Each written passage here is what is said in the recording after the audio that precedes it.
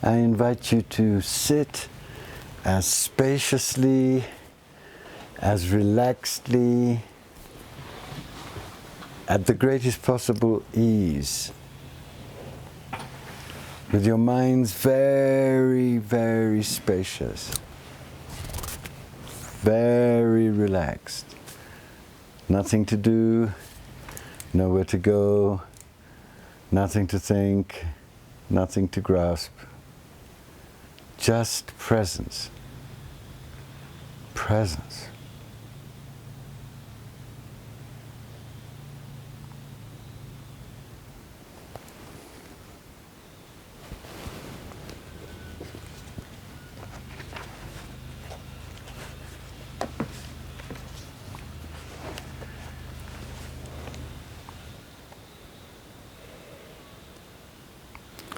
There was an old frog who had lived all his life in a dark well. And one day a frog from the sea paid him a visit. "Where do you come from?" asked the frog in the well. "From the great ocean," he replied. "How big is your ocean?" "It's gigantic." "You mean about a quarter of the size of my well here?" "Bigger." "Bigger, you mean half as big?" "Bigger, much bigger." "Is it as big as this well?" "There's no comparison." "That's impossible. I've got to go and see this for myself." And since the two frogs were buddies, they set off together. And when the frog from the well saw the ocean, it was such a shock that his head softly exploded into pieces.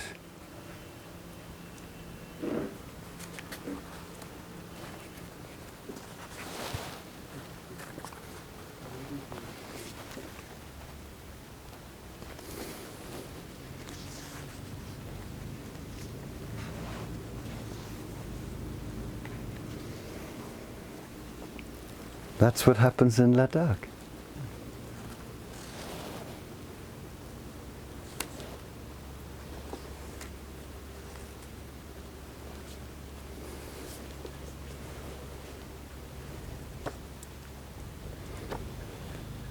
That's what's happening to us.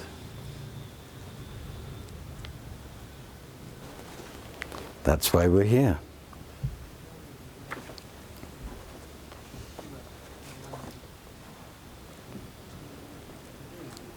So be breathing quietly, gently, settling your mind.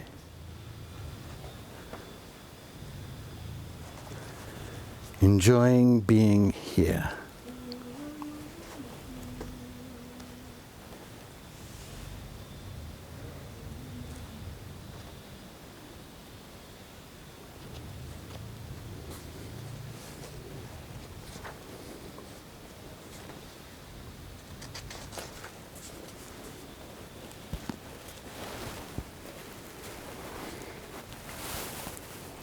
Stopping.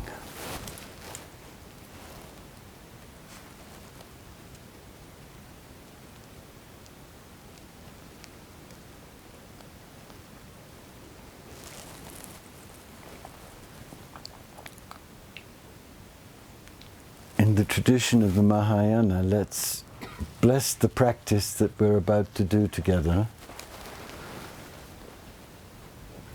and offer its beauty, its purity, its truth, its compassion to all sentient beings everywhere in this world burning to death in greed and suffering. In this world that is so close to destroying itself. in this world that needs peace, compassion, and service more than oxygen.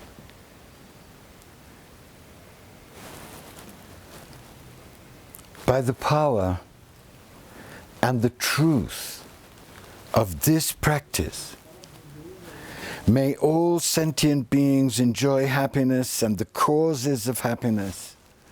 May they be free from suffering and the causes of suffering. May they never be separated from the great happiness devoid of suffering. And may they dwell in the great equanimity that is free from attachment and aversion.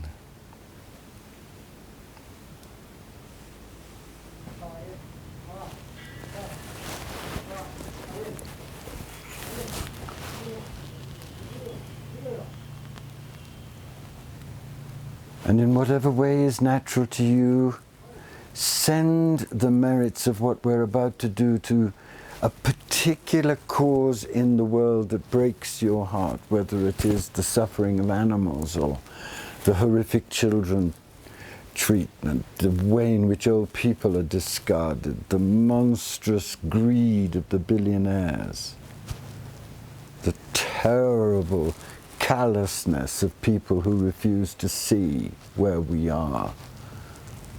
Send what we're about to do in great waves of awakening and compassion and help and healing and peace and equanimity in your own heart to what breaks your heart about our mad world.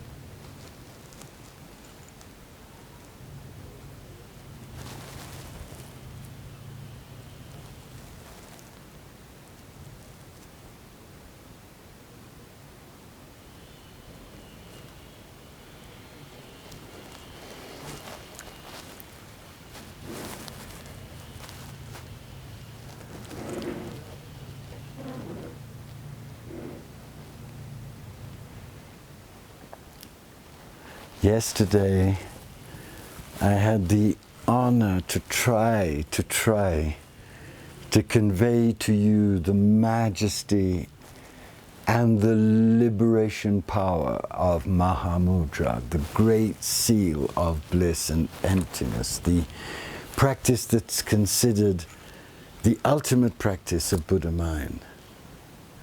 And I had the honor to try to convey that to you in the very place that Naropa had meditated, on Tilopa's instructions, and been part of a chain of great heroic masters that formulated over centuries the teachings on Mahamudra that could invite all beings of all capacities, of all karmic positions, to experience directly wisdom mind, spacious, empty mind, from which all things in all worlds arise and into which all things in all worlds subside.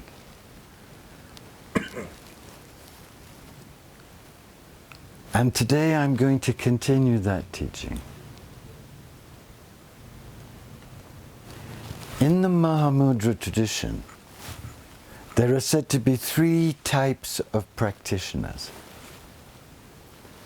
There are the ones whose karma and whose yearning and whose burning and whose sacrifice and whose passion and whose intensity of practice has prepared them for this great revelation, and they get it immediately and they are awoken. And there are never more than 3 or 4 of those on the planet. Then there are what is called the evanescent practitioners. It's a beautiful word, evanescent. And they're the ones who have had some deep inner experience of this light mind that is their essential reality, and have struggled with it and are unstable with its direct recognition. And that's me, and that's probably some of you. And then there are the practitioners who need step-by-step guidance, step-by-step preparation for the all-transforming revelation that Mahamudra can give. And that's probably the rest of us. And what is wonderful about the Tibetan tradition, there are so many things that are so wonderful about the Tibetan tradition. But what is wonderful about the Tibetan tradition is that nobody is judged for what stage they are at. It doesn't matter. What matters is that you find the key, the golden key. And the other thing that's wonderful about the Tibetan tradition is that the beings who realize completely Mahamudra, realize completely Buddha mind, didn't just go off into ecstasy for the rest of their lives. They spent the rest of their lives evolving the most precise, the most beautiful practices for us, so that we could experience what they lived in. Ultimate compassion, born from ultimate realization.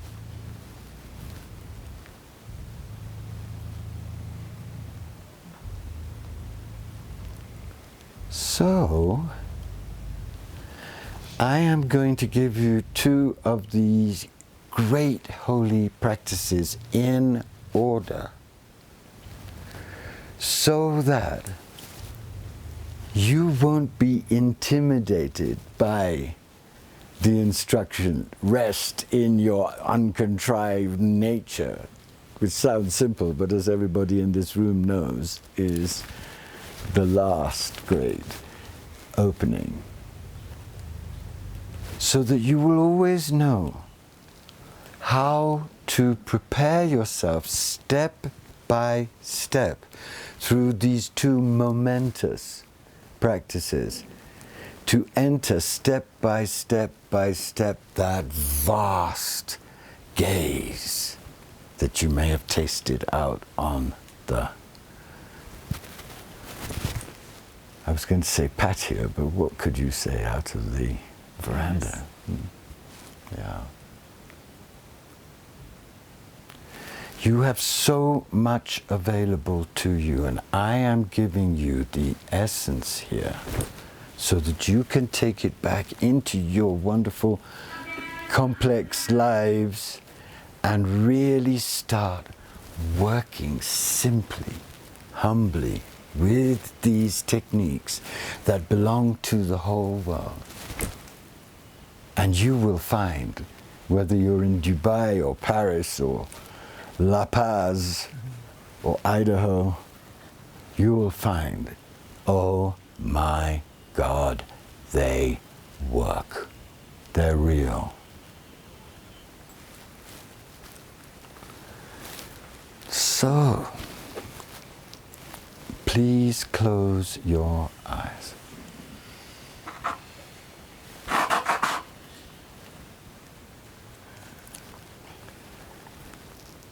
And this is the first practice which I find it wonderful and helpful to begin with, because it's so beautiful.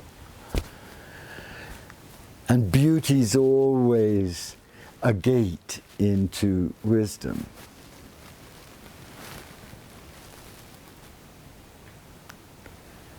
So in this practice, in whatever way that is natural to you, just say to your Buddha self, I am so longing to see you and know you. I keep pretending to be this neurotic, helpless, victim, and I know it's not true. Please show me your majestic, story-free radiance. Please. I'm living at what might be the end of the planet. So I really do need to see it to be of most help to everyone, either by my inspiring example or by my presence. So please, reveal yourself. I know you're there. Buddha can't be lying, Jesus can't be lying, Rumi can't be lying, Ramakrishna can't be lying, none of them are lying. I've just been lazy and distracted and human. I love you.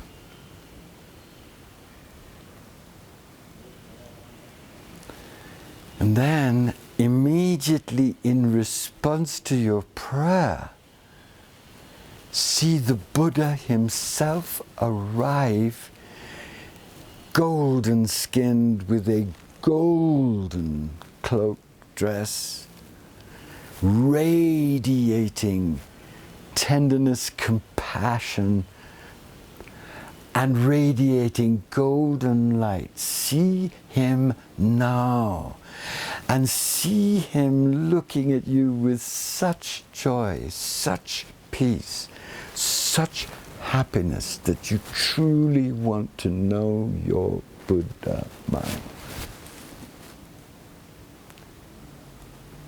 And experience the light, the golden light coming from his radiant Buddha body, penetrating your mind. Really see it penetrating your mind, penetrating every part of your body, penetrating your heart, so that you too become awake in golden light through his presence, his blessing, right here, for you, right now.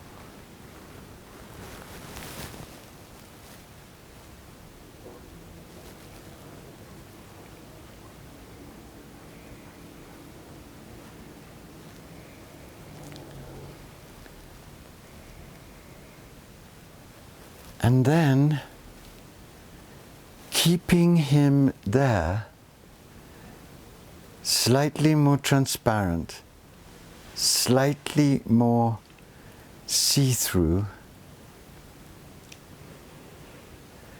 imagine the letter O in the air in front of you, as if painted by the one hair of one brush, very, very delicately.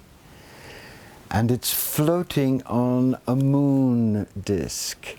The moon is turned over, it's become a disk, it's radiating moonlight, and this perfect O is on that disk.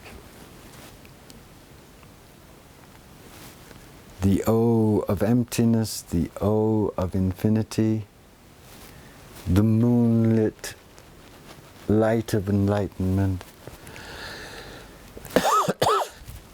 And it's appearing just for you.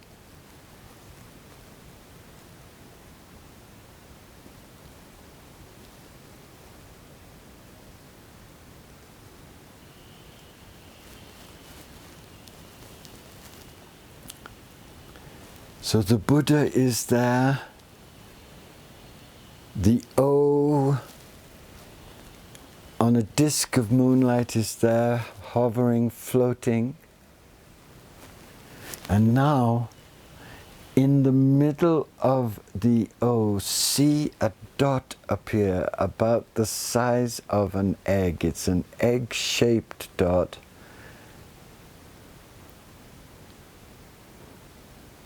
And it is radiating white light. White light.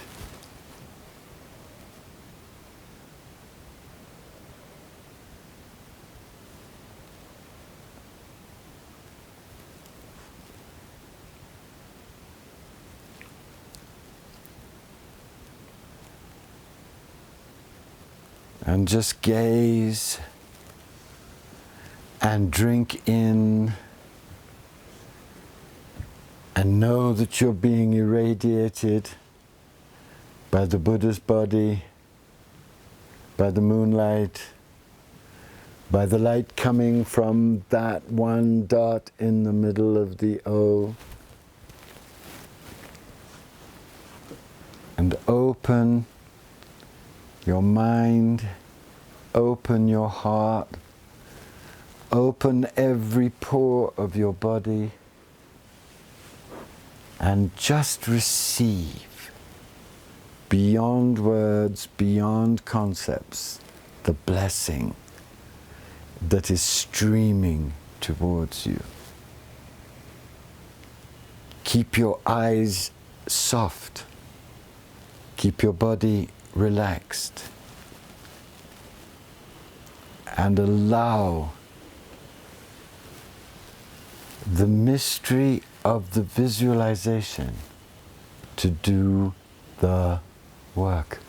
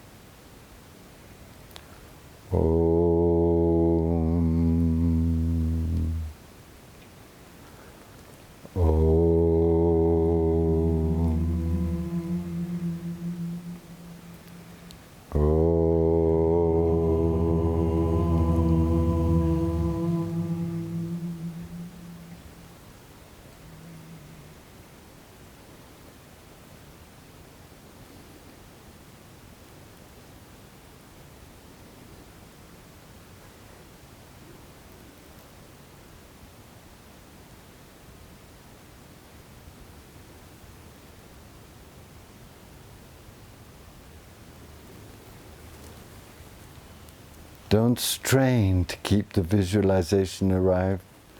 Just allow it to be soft, gentle, shimmering. Love it. It loves you back.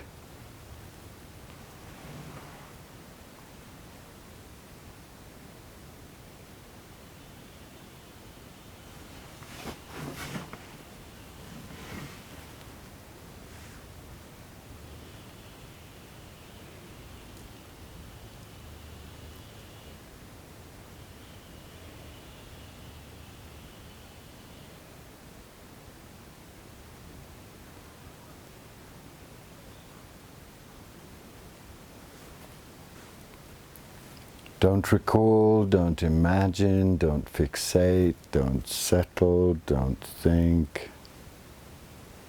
Receive.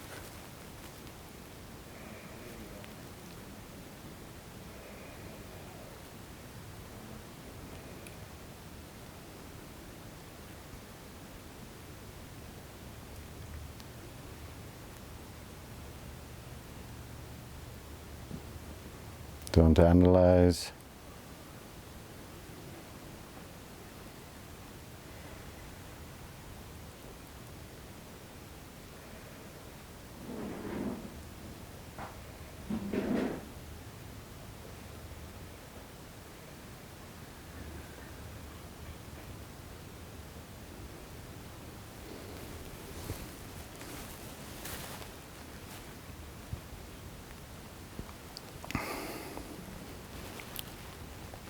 Bow to the Buddha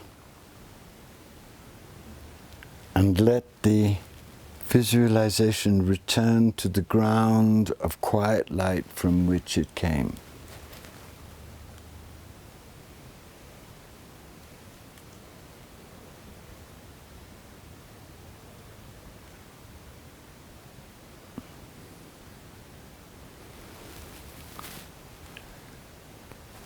And from the place you are, starting with the youngest in the blue shawl,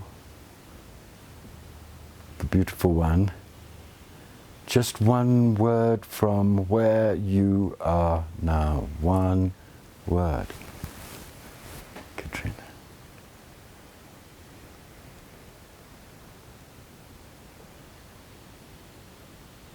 Massive. Massive.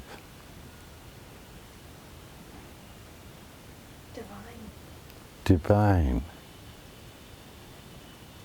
grace, grace, blissful, blissful, light, light, eternal, eternal,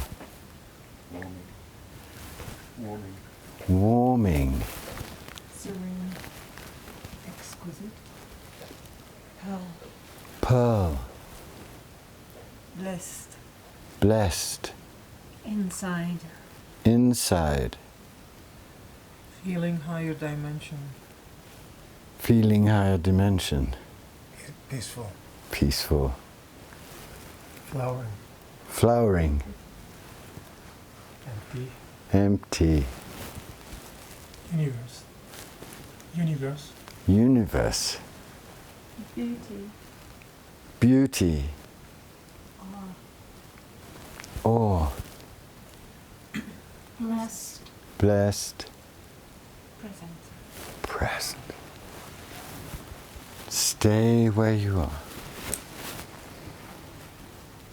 We're just beginning.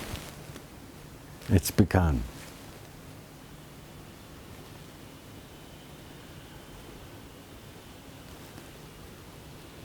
This is how you work.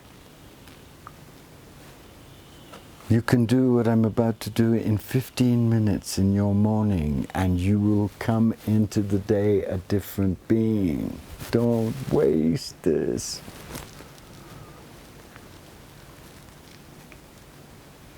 This isn't just for Ladakh.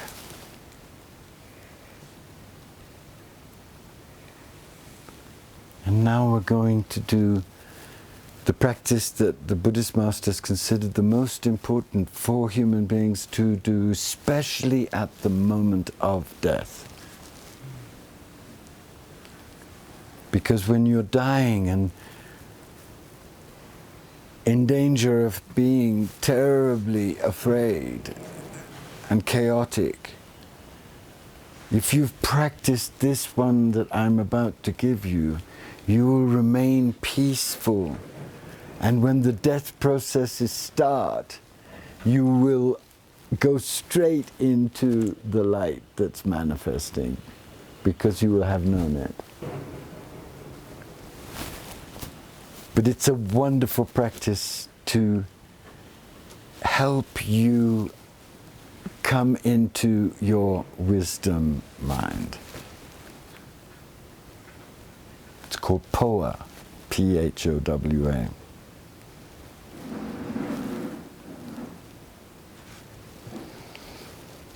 So just sigh 3 times, just any remaining inhibition, any remaining exhaustion, just sigh, get it out, just let it go.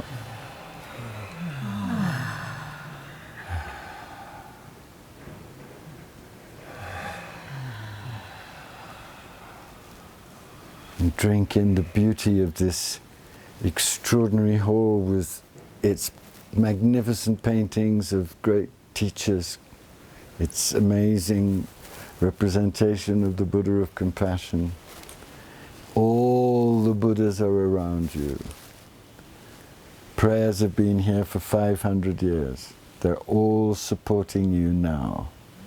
They're all breathing with your breath. They all want you so much to realize Mahamudra, so you can be free. And so you can serve the world with exquisite wisdom and profound joy.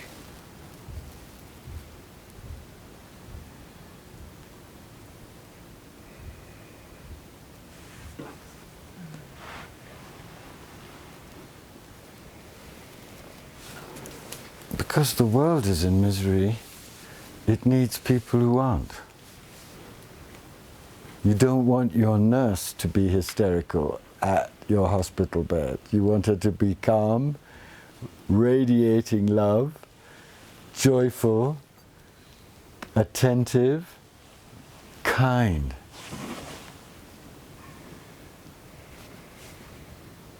Am I wrong? You don't want your doctor reading your diagnosis to start crying and screaming.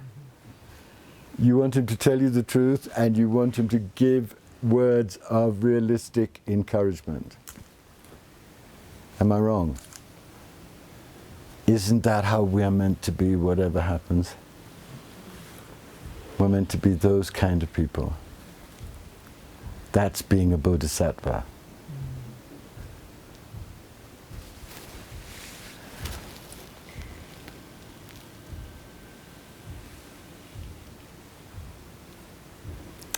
So now just gather yourself again, gently, no violence, no strain.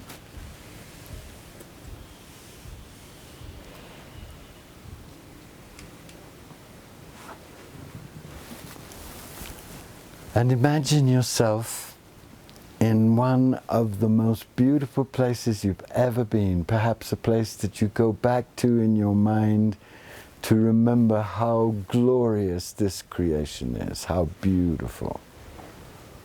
A place that's sacred to you. I always go back to a beach in South India where so much has happened to me,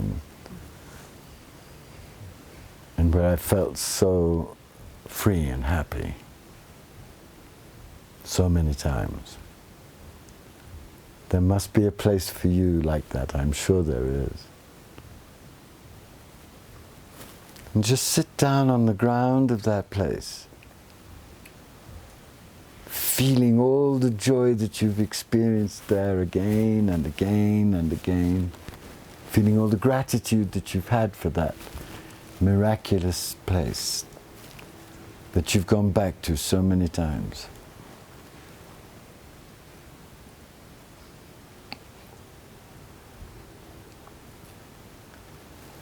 And again say, in whatever way is natural to you, I so want to meet my Buddha self. I just have had it with this idiot that I carry around. I've just had it. We had a long whirl and a good dance, but it's over. Help me see my original face. Help me know who I am.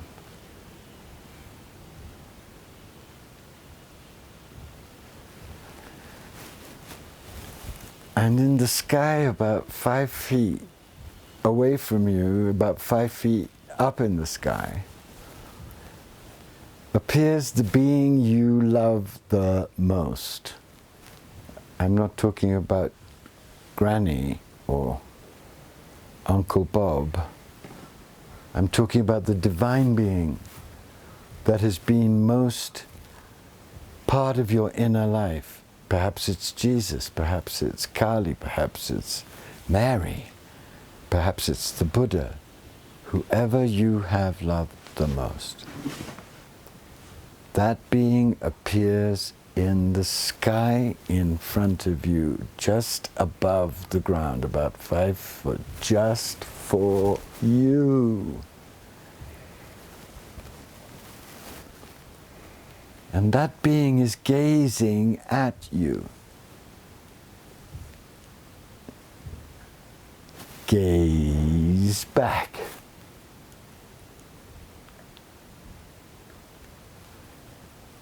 And feel from the being who has appeared in light above the ground in front of you. Feel from the gaze of that being great peace, great love, unconditional compassion, unconditional acceptance. And feel too how when that being gazes into your eyes, your whole being starts to fill from the bottom of your toes to the top of your head with calm, vibrant bliss. Bliss. Bliss.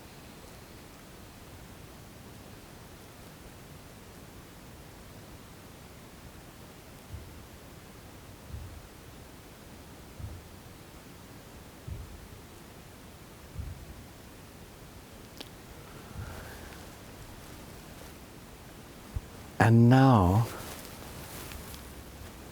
feel your whole body become extremely light and float up and put your arms around that being who is radiating light, who is loving you. And rest your head against his or her heart. And just unite in a profound, holy, tender embrace with that being.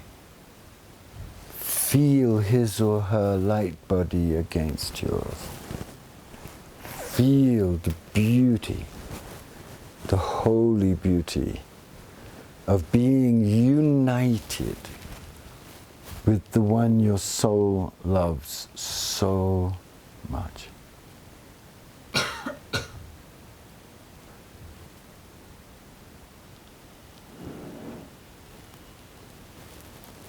And then as you take that joy in, that bliss in, that exquisite tenderness into your mind, your heart, your soul, your body, realize that both of you are melting into light. Both of your appearances are disappearing together into the ground of empty, luminous space from which they have arisen. So just let yourself and your beloved in embrace disappear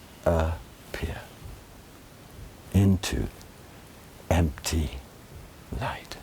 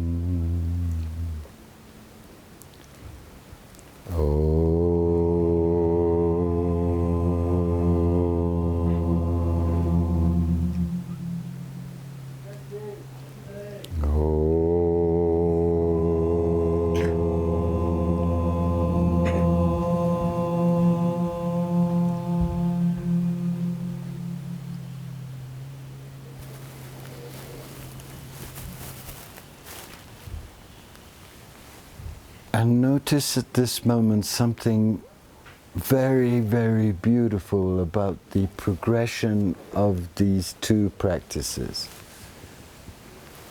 In the first you experience great serenity, right? The Buddha and the O and the Bindu that's radiating, space. Space. And then something else enters in the second practice, and that is adoration, love, compassion, intense, deep feeling. And the two marry, don't they?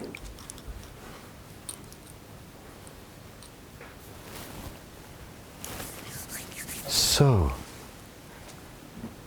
how are you this moment? How lovely that people are with us. Do not be distracted. Be a model for them of what Westerners can be. We're not just the cell phone swingers. We're here for them. Full. Surrender. Surrender. Happy. Happy. Ecstatic. Ecstatic. Love. Love. Joy. Joy. Calm. Calm. Light. Light. Complete. Complete. Flowing. Flowing. Peace. Peace. Vibrant love. Vibrant love. Full. Full. Ecstatic. Ecstatic. Butter. Butter. Beauty. Beauty. Light. Light. Love. Love. Overflowing. Overflowing. Love. Love. Luminous. Luminous? Luminous. Luminous. Luminous. From presence to luminous. You see? Tu vois la différence subtile? Oui? The first one creates presence. The second one creates luminousness. And the presence becomes luminous. Yes? Tu comprends? C'est tellement subtil, mais merveilleuse. What? So.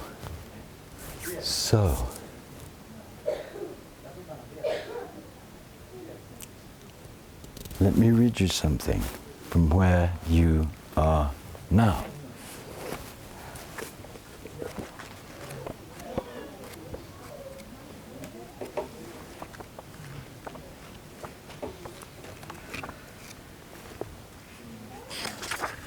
Rest with your mind completely open.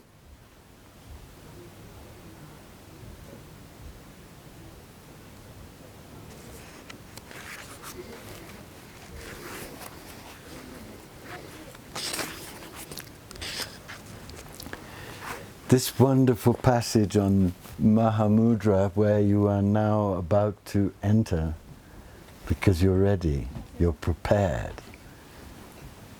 was written by Marpa, who was the teacher of Milarepa.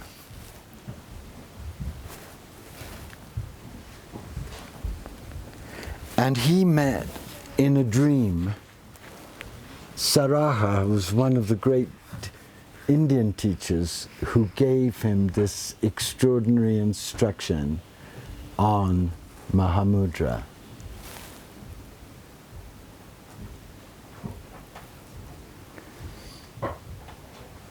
In the dream, he sees two divine women who say, the great teacher is in South India, and I'm going to take you to him.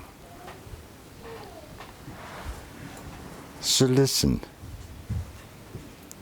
Seeing the Lord, I was overcome with joy. The hairs on my body stood on end, and I was moved to tears. I circumambulated him 7 times and offered full prostrations.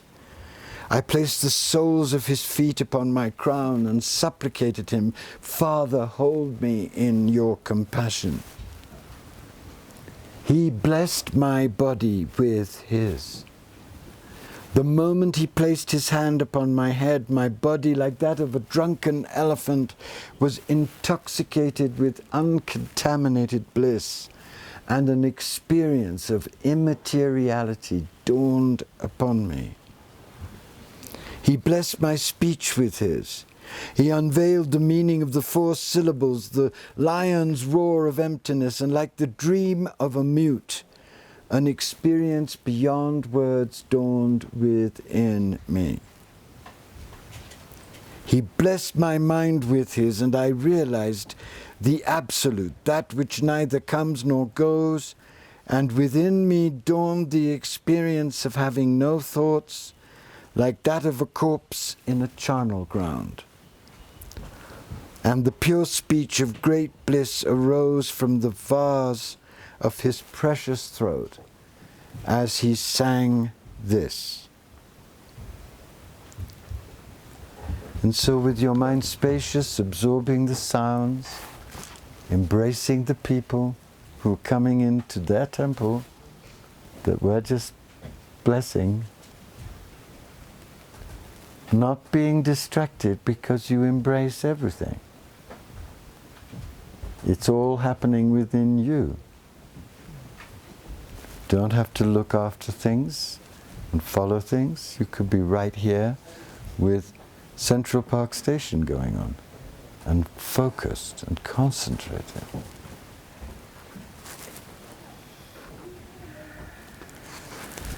So this is what Saraha said.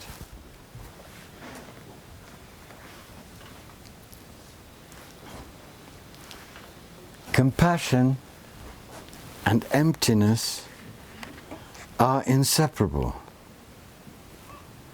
The uninterrupted flow of the innate mind is suchness, primordially pure.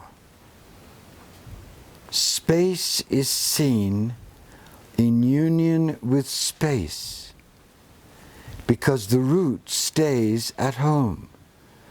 Mental consciousness is imprisoned. Meditating upon this, subsequent thoughts are not patched together in the mind. Knowing that everything is of the nature of mind, meditation requires no additional remedy. The nature of mind cannot be thought of, so just rest in the natural state.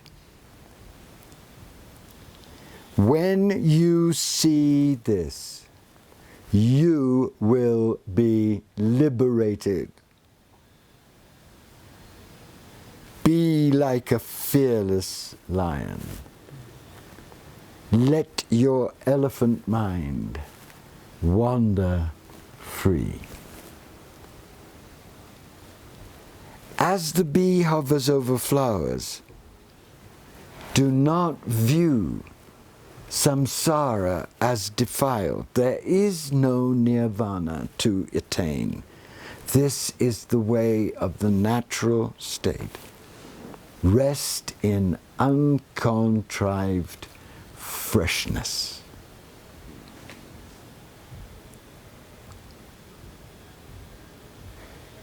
Do not think of activities, and do not be partial, and look toward the center of the sky, utter simplicity. To go beyond the exhaustion of phenomena is essential. This is the summit of views, Mahamudra.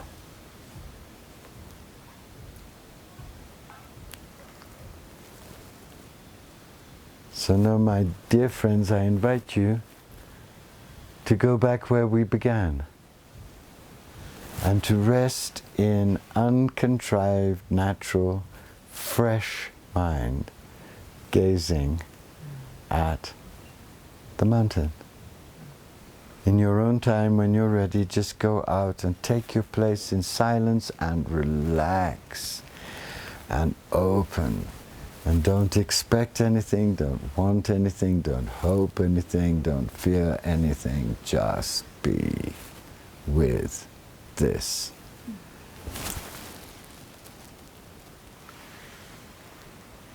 And remember these practices that you received from a crazy old Englishman in a room in Ladakh.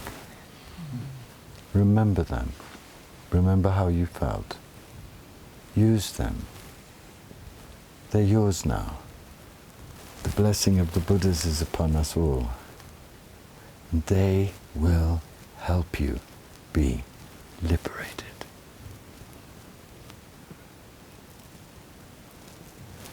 Om Mani Padme Hum. Om Mani Padme